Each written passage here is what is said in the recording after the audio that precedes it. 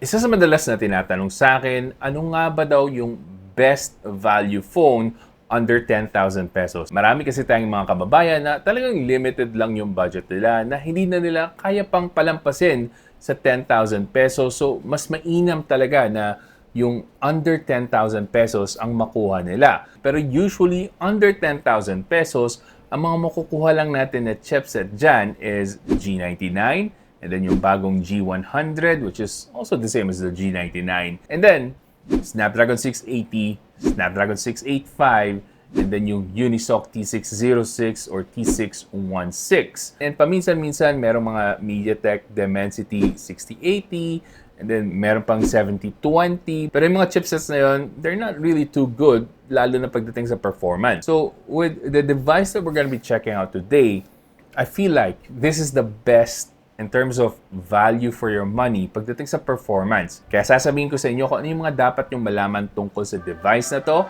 after this quick unboxing.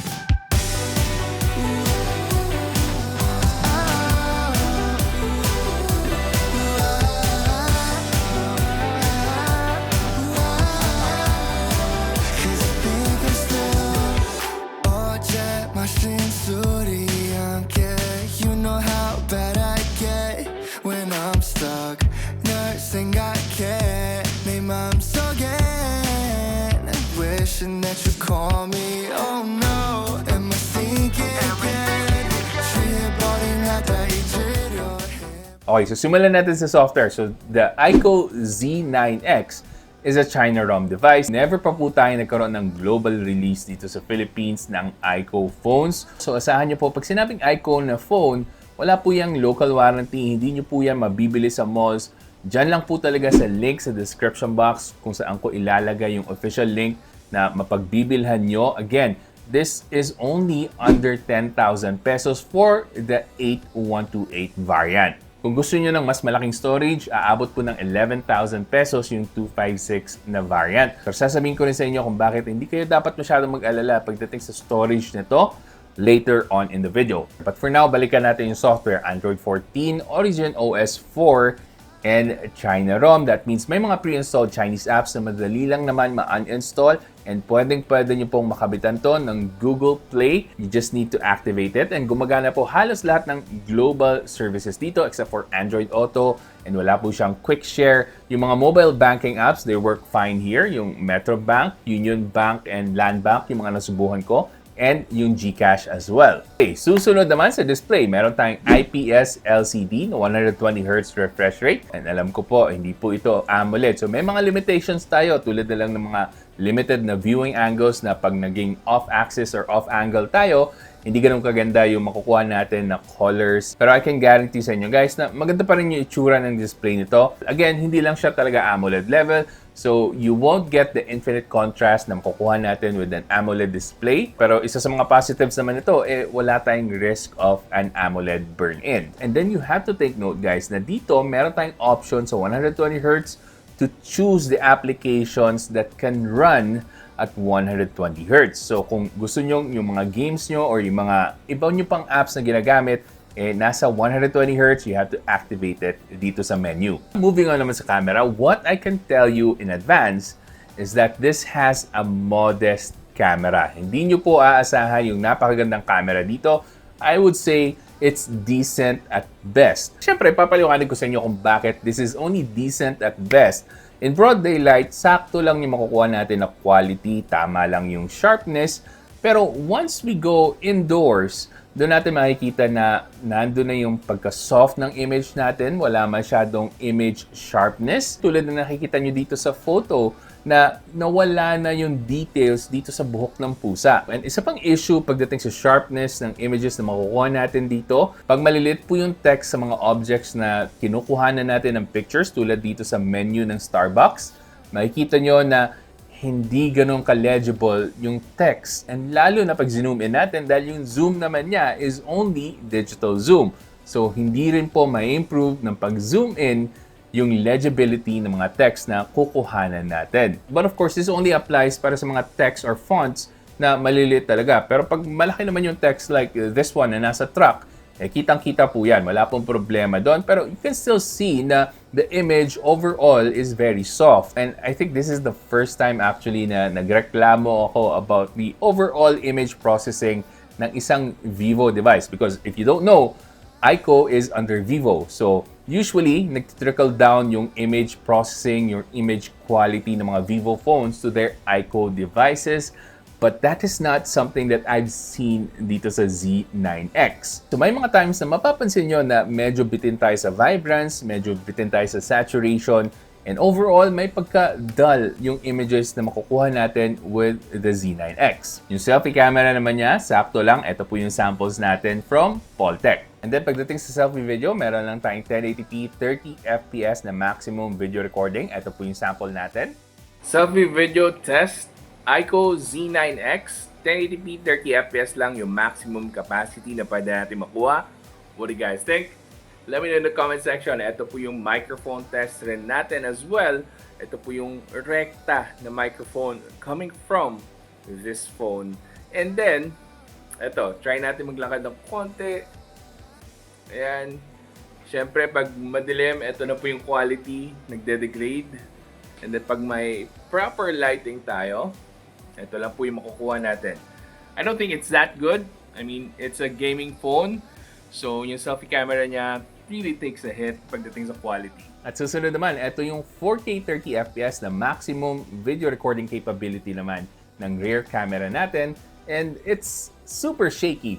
Wala pong stabilization sa 4K 30fps. So, kung gusto nyong mapakinabangan talaga yung image quality ng video recording at 4K 30fps, dapat meron kayong gimbal or maybe a tripod para steady lang po yung video nyo. Although, meron kayong option to activate the EIS, pero pag inactivate nyo yung EIS, mako-compromise naman lalo yung video resolution nyo kasi bababa to 1080p 30 FPS. So yun po yung dahilan kung bakit nasabi ko na this only has a modest and decent at best na camera quality. But overall, that's okay for me kung hindi naman camera ang habol nyo and you're really just more after the performance. And speaking of performance, so meron tong Snapdragon 6 Gen 1. And guys, do not confuse this with the 6S Gen 1. Mas mahina po yung 6S Gen 1. So focus tayo dito sa 6 Gen 1. This has over 550,000 Antutu benchmark points. So this is almost the same as the Snapdragon 778G in terms of overall performance. Sa 3D Mark Wildlife Extreme Stress Test naman, nakakuha tayo ng 600 the loop score with a stability of 99%. That's really good. And 36 degrees Celsius lang yung hottest temperature na na-record natin while doing this test. But how does this translate sa actual games? Well, we tested this sa Genshin Impact. Now, yung average FPS na nakuha ko dito is 35. Pero, with a surprisingly hot 44 degrees Celsius na maximum temperature. Mainit-init po yan, but you have to take note na yung settings na ginamit ko dito is highest. Sinet ko sa 60 FPS. Sinagad ko po to full graphical settings. So, pwede nyo pang mapababa yung temperature pag sinet nyo lang to default and maybe sa medium graphical settings. So, wag nyo lang pong sagarin talaga yung graphical settings nito para hindi uminit ng husto yung device nyo. At para sa mga settings ng ibang games, eto po, fina-flash ko na lang sa screen nyo. So, overall, I would say, pagdating sa performance, basta wag nyo lang po sasagarin yung graphical settings, hindi kayo magkakaroon ng problema pagdating sa thermals. Kasi nakita nyo naman sa stress test na mababa lang yung nakuha natin na temperature. Now, pagdating sa battery capacity, meron tayong 6,000 mAh of battery capacity. That is definitely way higher than your typical na 5,000 mAh na batteries from phones at this price range. And meron pa tayong 44 watts of fast charging. Now, of course, this is not gonna be the best. Nothing fancy, nothing special about the battery here. Pero maganda na meron tayong 6,000 mAh na battery capacity. That means sa casual usage, kayang-kaya nito umabot ng lampas ng isang araw and maybe even into the next day na meron pa rin tayong sapat na battery. Finally, eto naman yung iba pang mga bagay na dapat nyo malaman dito. So, meron pa rin tayong 3.5mm headphone jack, meron pa rin tayong micro SD card slot, and meron din itong IP64 na water and dust resistance. At uulitin ko, China ROM lang po ito. So that means wala po tayong global version. Hindi nyo po ito mahanap sa mall. Nandyan lang po sa link sa description box Diyan nyo lang po talaga mabibili or maybe sa mga stores like AHH Xiaomi Manila or Shandi Calao, Shandi Masangkay, dun po. Meron po sila niyan, nagpapa-order sila kung sakaling gusto nyo na may physical store. So at under 10,000 pesos, this is something that I can definitely recommend. Not for everyone, of course, kasi hindi naman lahat sa atin marunong gumamit ng China ROM phones. Pero para sa may alam na sa paggamit ng China ROM phones, naghahanap kayo ng sulit na device, pwede for gaming, pwede sa panonood ng videos na may malaking battery capacity with decent charging. This is something that I can definitely recommend. Pwedeng-pwede to sa mga Grab rider friends natin kasi long-lasting yung battery, decent na yung camera, of course, it's not gonna be the best, and then, meron pa tayong good performance and IPS LCD yung panel natin. That means hindi tayo matatakot or mangangamba na magkakaroon tayo ng AMOLED burn-in considering na palaging naka-on yung mga maps natin habang nagmamaneho tayo ng mga motor natin. Pero para naman sa mga ayaw mag-risk para sa isang China ROM na device kasi wala ngang official warranty, di ba?